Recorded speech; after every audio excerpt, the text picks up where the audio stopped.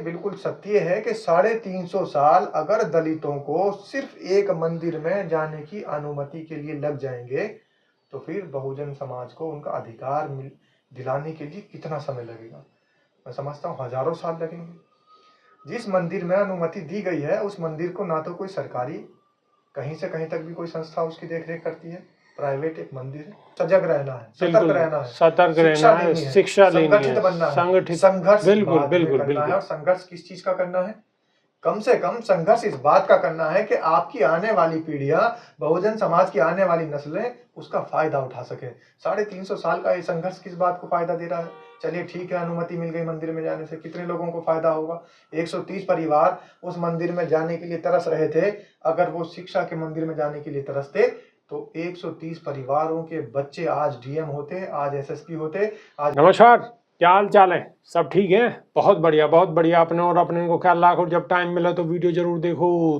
देसी देख, बिगर ब्रेक, पकड़ लाग लपेट, बिल्कुल देसी अंदाज में। मैं विपिन बेबाक, मेरे साथ मेरे सहयोगी शादाब रिजवी।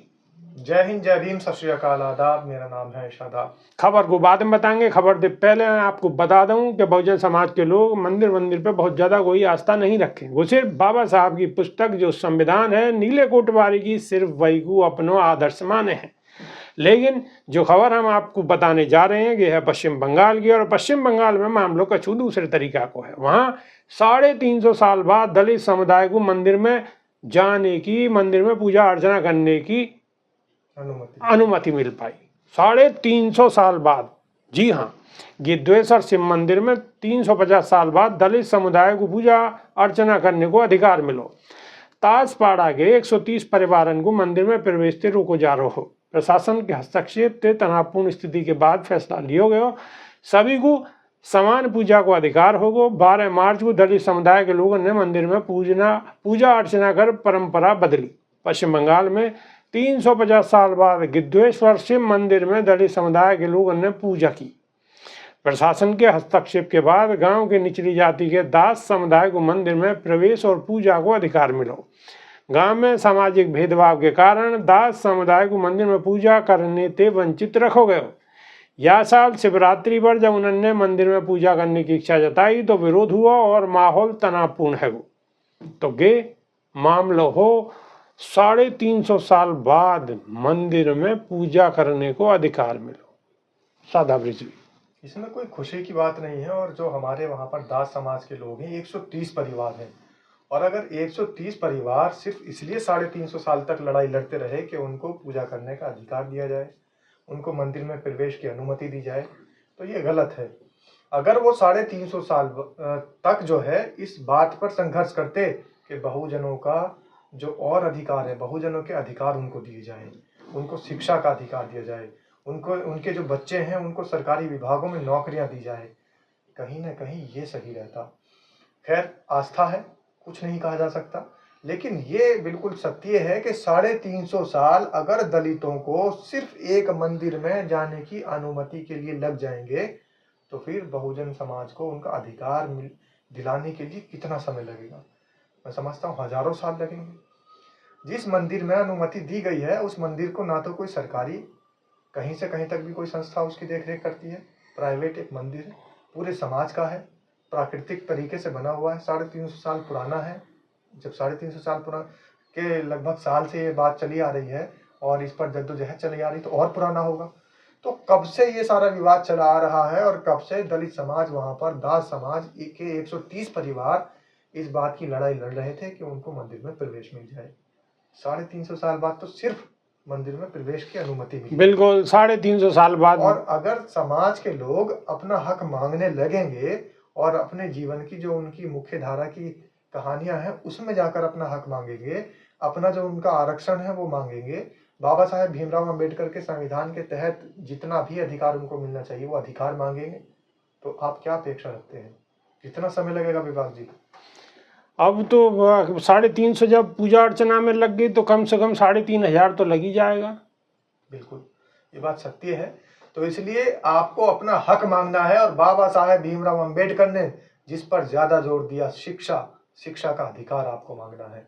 आज जगह जगह पेपर लीक के मामले हैं, आज जगह जगह आपके जो रोजगारी पर सवाल उठाए जा रहे हैं और आपको ये कह दिया जा रहा है कि आत्मनिर्भर बनो, तो आपको अपने रोजगार मांगने हैं, आपको अपने आरक्षण के तहत जितनी आपको नियुक्तियां होनी है वो पूरी नियुक्तियों को उनमें धांधली ना हो, जैसा बिल्कुल। पिछली बार धांधली हो गई, बिल्कुल बिल्कुल वो उसमें धांधली ना हो, सही तरीके से वो चलता रहे। तो सजग रहना है, सतर्क बिल्कुल रहना है, सतर्क शिक्षा रहना है, लेनी है, शिक्षा लेनी संगठित है, बनना है, संगठित संघर्ष बिल्कुल बाद में बिल्कुल करना है। बिल्कुल और संघर्ष किस चीज का करना है? कम से कम संघर्ष इस बात का करना है कि आपकी आने वाली पीढ़ियां, बहुजन समाज की आने वाली नस्लें उसका फायदा उठा सके। 350 साल का ये संघर्ष किस बात को फायदा दे रहा है? चलिए ठीक है, अनुमति मिल गई मंदिर में जाने से, कितने लोगों को फायदा होगा? 130 परिवार उस मंदिर में जाने के लिए तरस रहे थे। अगर वो शिक्षा के मंदिर में जाने के लिए तरसते तो 130 परिवारों के बच्चे आज डीएम होते, आज एसएसपी होते, आज मुख्यमंत्री होते, और ऐसे न जाने कितने मंदिरों के कपाट खोल देते। बिल्कुल, कितने मंदिरों के कपाट खोल देते हैं। अब दूसरी खबर मेरठ की है। आपने एक वीडियो देखी होगी जहां में एक दलित युवक को कुछ गुंडा शरारती तत्व ईंटन से पीट रहे हैं, बहुत बुरी तरीके से मारा कुटी कर रहे हैं। वहां में पुलिस ने बहुत लेट लतीफ़ी करी, लेकिन बाद में संज्ञान लियो, लोगों की गिरफ्तारी हुई। और अब वहां में और कछु खबरें हैं, वाकू मैं आपको बता दे रहा हूँ। मेरठ में एक दलित युवक की बेरहमी से पिटाई के मामले में डीआईजी कलानिधि थानी ने कड़ी कार्रवाई करी है। उन्होंने बिजली बम्बा चौकी इंचार्ज सतीश कुमार और बीट कांस्टेबल तालिब हसन को लाइन हाजिर कर दिया है। घटना लोहिया नगर थाना क्षेत्र के गांव बजोट के जंगल की बताई गई है।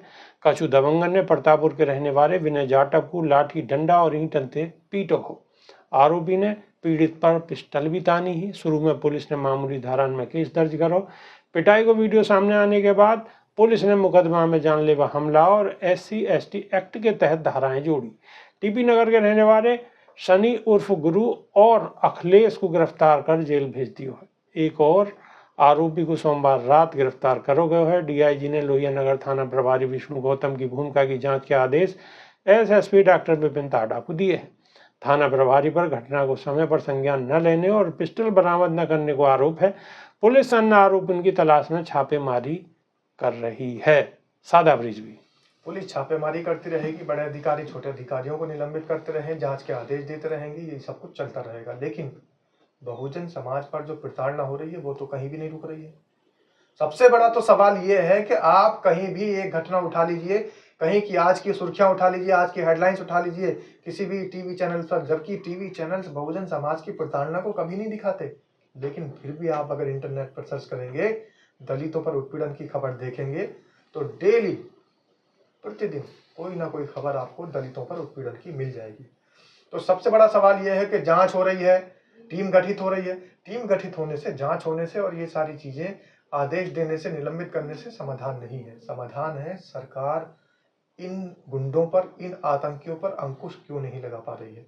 सिर्फ इसलिए नहीं लगा पा रही है क्योंकि सरकार ने खुद आपस में एक इतनी बड़ी खाई पैदा कर दी है, ऊंच नीच की खाई, जो कि पाटने का काम सरकार को करना चाहिए था।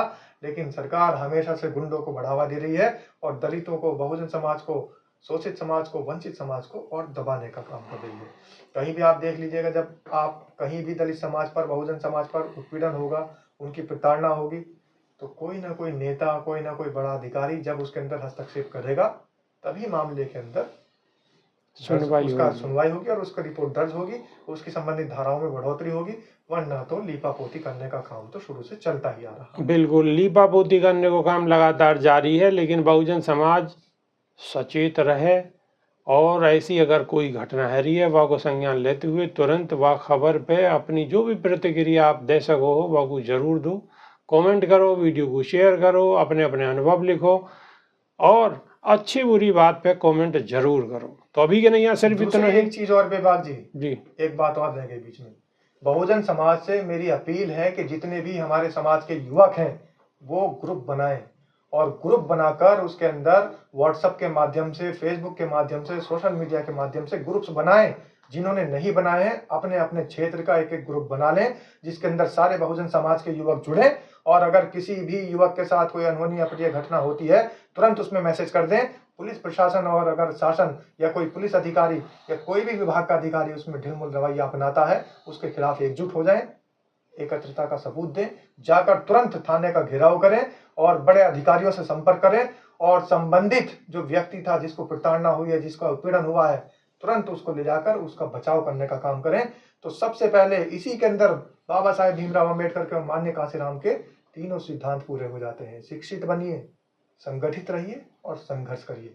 तो शिक्षा तो ग्रहण करनी है, साथ ही संगठित बनना है। सारे जितने भी, चाहे वो किसी राजनीतिक पार्टी से बिल्कुल भी वास्ता रखते हो या ना रखते हो, लेकिन अपनी सुरक्षा के लिए, अपनी बहन बेटियों की सुरक्षा के लिए सब बहुजन समाज के सब युवकों को, सारे लोगों को आगे आना पड़ेगा।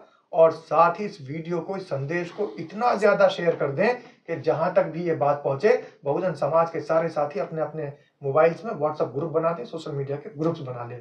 ग्रुप्स बनेंगे तो सुरक्षा होती रहेगी, लोगों तक खबर पहुंचती रहेगी, जागरूकता फैलती रहेगी। जागरूकता फैलती रहेगी। तो अभी के नैया सिर्फ इतना ही, नई वीडियो में फिर रूबरू होंगे। जब तक के नैया देसी देख, बिगर ब्रेक, बगैर लाग लपेट, बिल्कुल देसी अंदाज में। बहुत बहुत धन्यवाद। नमस्कार। जय भीम, जय संविधान।